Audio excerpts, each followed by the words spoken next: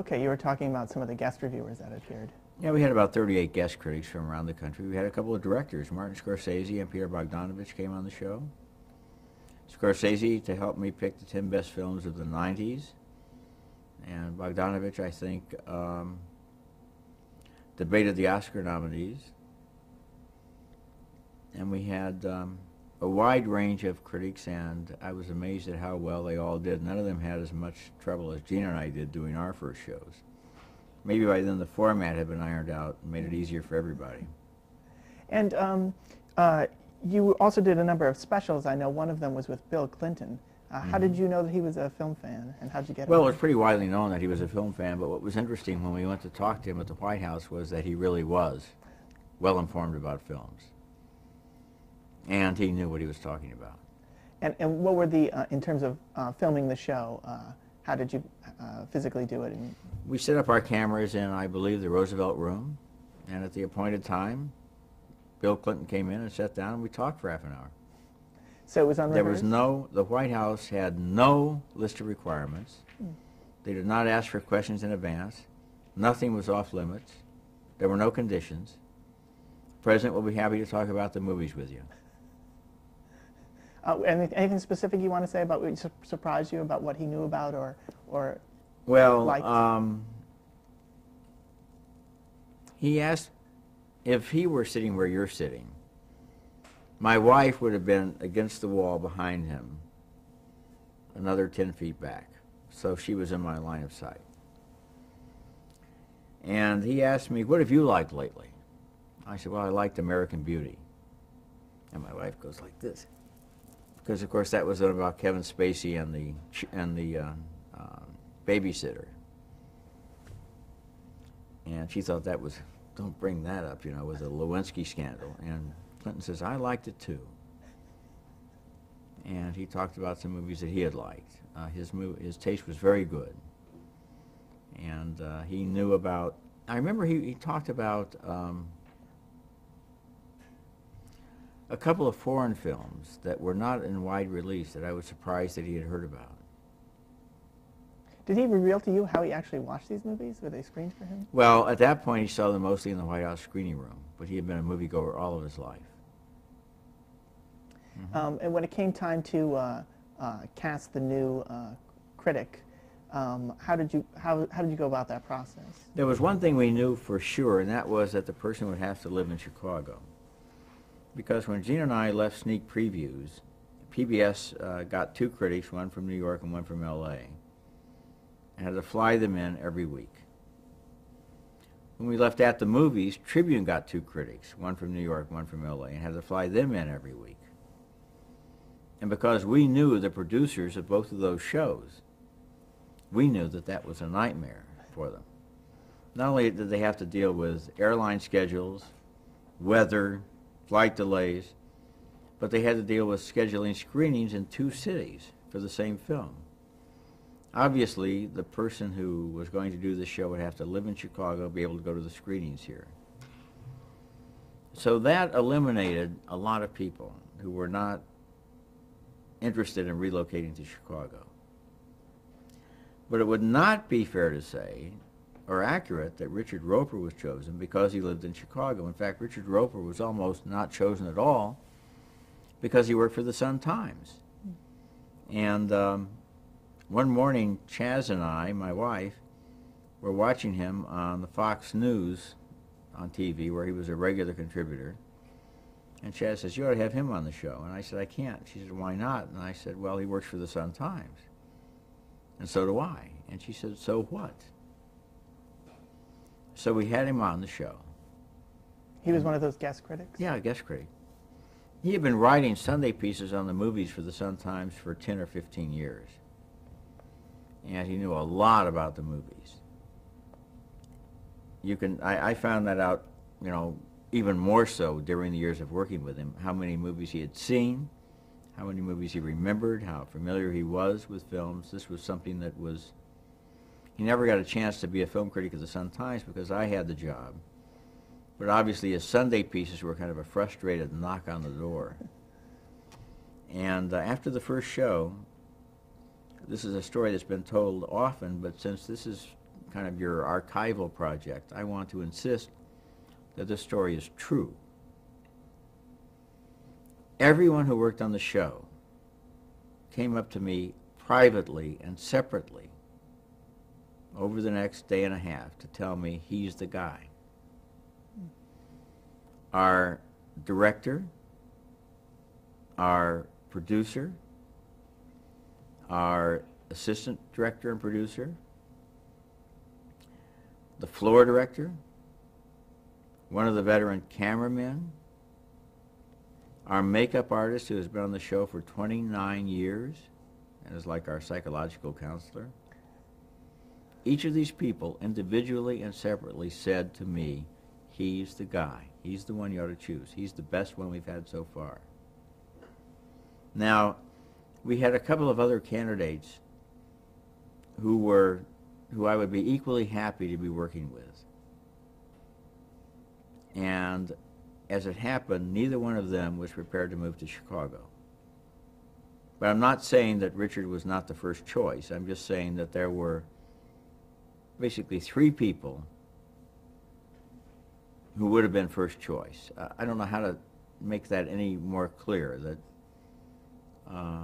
they were excellent. And Richard was the person who was offered the job, the first person who was offered the job, and he accepted it, and it's worked out very well. The one thing that's curious is that Richard and I have never had an argument. I mean, a personal, angry argument in 5.5 years. And Gene and I hardly went 5.5 minutes. But nevertheless, that's not a complaint about Gene. The relationship with Gene Siskel is one of the central things that ever happened to me in my life. He was unique. He was one of a kind.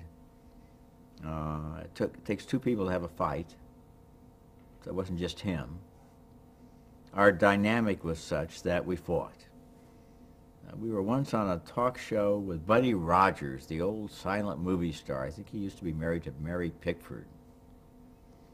And he said, you know, the problem with you fellas is that you've got a sibling rivalry, and you can't decide which one is the older brother. And there was some truth in that. You know how brothers will fight, but they love each other. We did a benefit once with Steve Dahl and Gary Meyer, who were a team on radio in Chicago and very, very, very popular. And they were going to counsel us. This was the four of us. I think it was to raise money for the Museum of Broadcasting. They were going to counsel us on how to get along, as their partnership had lasted so long.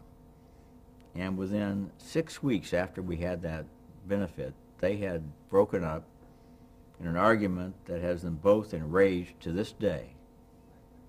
And Gene and I, despite all of our arguments, knew that we would never break up. When you had Richard Roper on and those other guest reviewers, was there a conscious decision that you were sort of auditioning people? Or yeah. Mm-hmm. But there was no deadline. Mary Kellogg, who was our Disney executive in charge of the show, made it very clear we do not have a deadline. We will try out people forever if necessary, because the ratings were okay with the guest hosts. And when we find someone, it will have to be somebody that both sides agrees on. In other words, she would have to agree and I would have to agree. We wouldn't choose somebody that one person wanted and the other person didn't want. Was there a concern that he wasn't a film critic per se? You got some criticism on that basis in print. And the way that I looked at that was I wasn't a film critic when I got my job at the Sun-Times. I learned on the job. I was a critic in the sense that I had a mind that could work in that way. I had studied literary criticism, you know, such as it was, as an undergraduate and a graduate student. I had written a column for the Daily Illini on the arts. And, you know, the way you become a film critic is you start reviewing movies. I don't know that you can get a degree in film criticism. Maybe you can these days. but most of the great film critics were self-appointed. Pauline Kael started reviewing movies one day. That's how she became a film critic. Can you describe the chemistry you have with Richard Roeper? Roeper and I are friendly. We are interested in the same things. We move in the same circles. We know a lot of Chicago media people, and we like to gossip. He's very concerned with current events. We are both liberal in our politics. We spent a lot of time in the last 5 or 6 years debating the direction of the government privately. Sometimes politics gets into the show, and then we always get letters complaining. But I feel that if the movie is about a political subject, like Fahrenheit 9/11, then, or 9/11, I guess I don't know what he called it. Anyway, you would be less than honest not to make your own politics visible. You know, the pose of objectivity in reviewing a partisan movie is sort of a lie. And then again comes along a movie that you disagree with, but you like it as a movie. There was a movie called Michael Moore Hates America. And Roeper and I both gave it thumbs up. Even though, presumably, if I liked Michael Moore, I didn't like Michael Moore Hates America. But the fact is, it was a good movie. How would you compare the experience of being across the aisle from Gene Siskel and Richard Roeper? Well, with Roeper, it's more of a straightforward process. Introduce the movie, discuss the movie. With Gene, there were always all kinds of personal issues percolating away under the surface. We would argue about who got to talk first, who talked longer, who didn't ever stop talking, who said something that was really a cheap shot, who heard that you were going to say something and anticipated it and sabotaged you when that wasn't fair.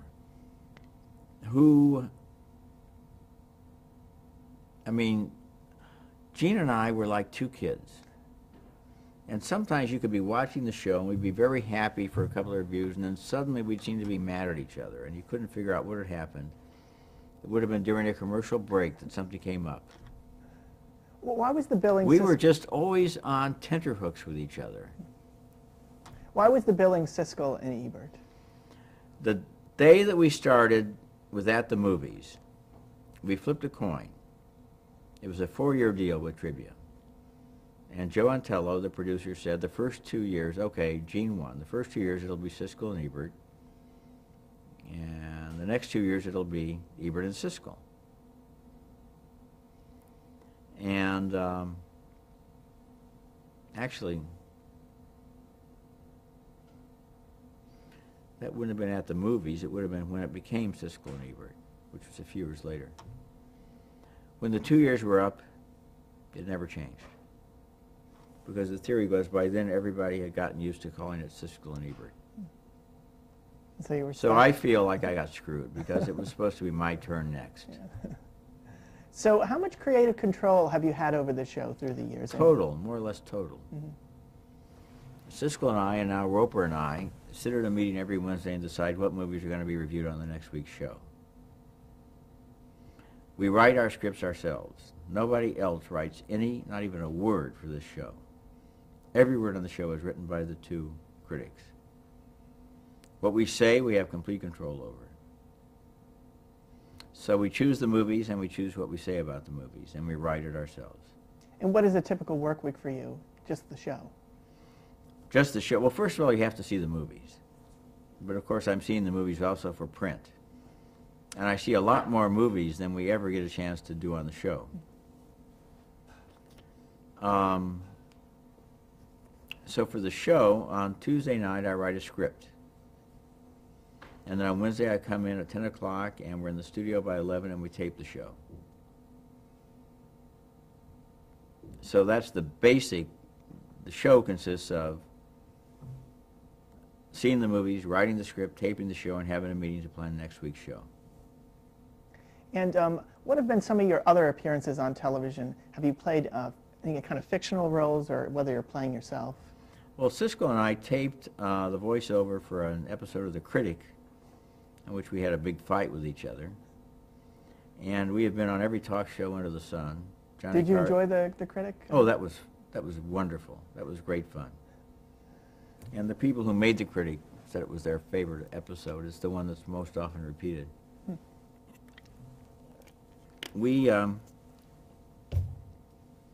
I remember our first TV appearance together was on Dialing for Dollars, a local show in Milwaukee, where we had to pick a telephone number out of a barrel. Picked the lucky winner. We did Oprah Winfrey's show when she was doing the morning show in Baltimore. And the other guests included the Singing Chipmunks, who also had hula hoops, and the vegetarian chef who managed to turn over his blender and cover the interview couch with zucchini. So Oprah just came in with the Baltimore Sun and put the papers down and said, "Sit on them and don't say anything." So we were talking to her with zucchini seeping up. We were on Joan Rivers, Arsenio Hall, Johnny Carson, Jay Leno, David Letterman, Regis Philbin, Jimmy Kimmel, Conan O'Brien. We're on, we and now Roper and I were on Howard Stern a whole lot. Oddly enough, in terms of selling books or getting feedback, more people talk to you after a Stern show than any other show that you do. Why do you think that is? I don't know. And do you, is there hosts that you have discovered are really big film fans? Are there any specific? Jay Leno is the biggest film fan I've discovered. He knows all the movies. He goes to the movies constantly. I think he must watch a DVD every single night. He knows the old movies, he knows the classic movies, and he analyzes them in a very logical way and points out errors. Sometimes they're errors that I'm willing to buy. You know, I don't expect, for example, when I see Flight Plan, the Jodie Foster thriller, I expect it to hold up while I'm watching it. If after the movie is over I realize that the entire premise was impossible, that's a different question. The problem would be if I knew it was impossible while I was watching it.